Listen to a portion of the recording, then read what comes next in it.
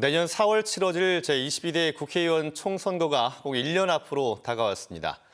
대전 MBC는 충청권 유권자들의 현명한 선택에 도움이 될 수 있도록 앞으로 1년간 기획 보도를 이어갈 계획인데요. 지역에서도 여야 모두 셈법이 다르긴 하지만 일제히 총선 체제에 돌입했습니다. 김윤미 기자가 보도합니다. 지난 21대 총선은 지금의 국회 지형대로 당시 여당인 더불어민주당의 압승이었습니다. 7석인 대전은 물론 세종 2석을 모두 가져갔고 충남도 11석 가운데 6석, 과반을 챙겼습니다. 당시 미래통합당이던 국민의힘은 서해안 벨트에서의 선전에도 충남만 5석을 확보하는 데 만족해야 했습니다.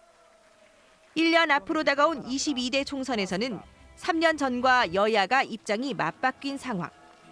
앞서 대선과 지방선거에서 잇따라 승리한 국민의힘은 총선 승리를 정권 교체의 마침표로 보고 있습니다. 여소야대인 국회로는 충청권을 위한 정책과 대통령 공약조차 속도를 낼 수 없다며 완전한 정권 교체를 호소한다는 전략입니다. 국정 운영을 제대로 해내려면 국회의석이 과반 이상이 절대적으로 필요하다. 그렇기 때문에 내년 총선에서 우리 국민의힘이 최소한 과반수 의석을 차지하기 위해서는 대전에서 최소한 4석 내지 5석은 가져와야. 현 정부 집권 3년 차에 치러지는 선거인 만큼 민주당은 정권 심판론을 연일 띄우고 있습니다.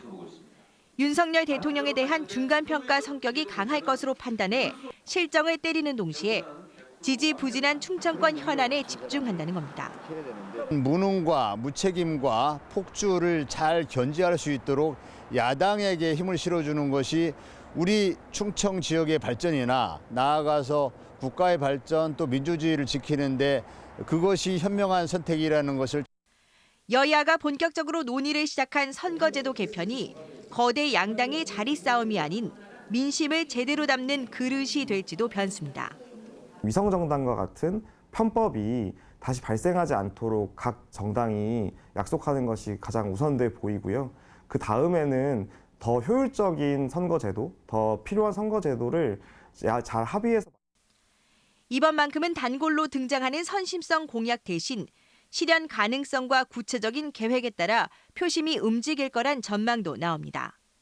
설치한다, 신설한다라고 하는 그런 정도의 논의 정도가 아니라 왜 이전하고 어떻게 신설하고 어떻게 그러면은 구체화할 것인지에 관련된. 극명히 다른 셈법에도 불구하고 선거 때마다 전국 표심의 풍향 게임을 입증한 충청권 표심을 잡기 위해 여야의 총선 시계가 빨라지고 있습니다. MBC 뉴스 김윤미입니다.